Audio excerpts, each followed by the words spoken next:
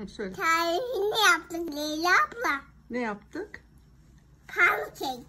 Pankek yaptık. Evet. Şimdi onu Evet. yiyoruz. Beğendin mi? Bence tarifin çok güzel olmuş Leyla abla. Şimdi seviyorum Leyla abla. Aylin, sen de sevdin mi? Hı? Aylin, sen de sevdin mi?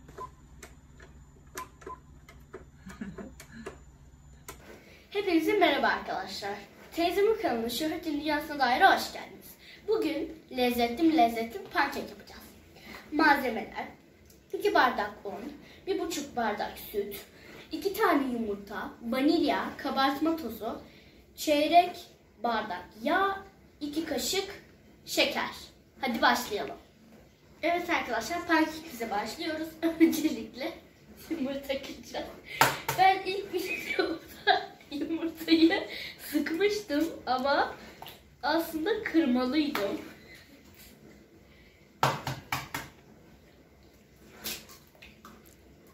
İlk olarak yumurtayla başladık. Sonra 2 kaşık şekerimizi yavaş yavaş dökeceğiz.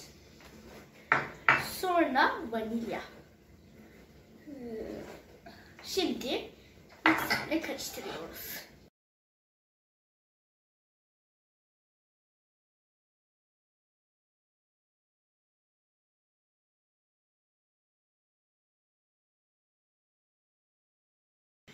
Evet arkadaşlar, şimdi yumurtamızı, şekerimizi ve vanilyamızı ekledikten sonra iyice köpürttük. Şimdi sütümüzü ekliyoruz.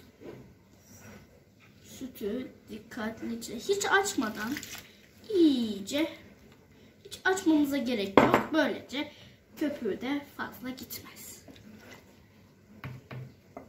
Eklediğimiz sütün içine yağımızı koyup karıştırmaya devam ediyoruz. Ben bununla devam etmek istedim. Unumuzu ve kabartma tozumuzu ekliyoruz. 2 bardak unumuzu ekleyelim. Ve 1 bardak da 1 pakette kabartma tozu. Şimdi onu güzelce eleyelim. Unumuzu ve kabartma tozumuzu döküyoruz. Ve şimdi 1 dakika kadar karıştıracağız.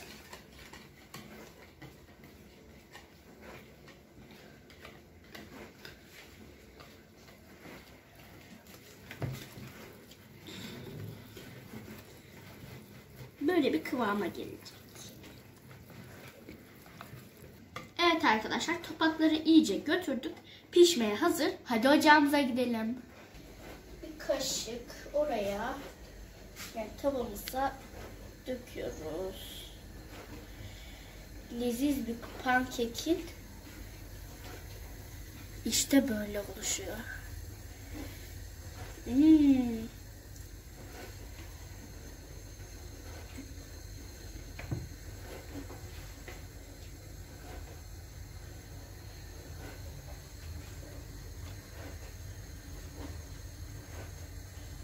Evet arkadaşlar, şimdi iyice köpürdü.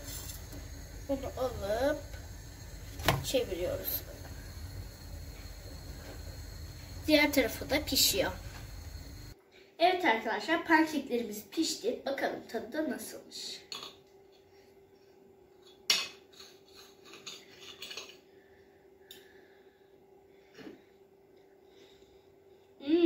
Yumuşacık ve çok lezzetli. Sarella ile de tatlandırabiliriz. Sarella, bal, ceviz, her şey olabilir. Ama bunları pek fazla kaçırmayın. Bildiğiniz gibi pankek zaten tatlı bir şey. Afiyet olsun.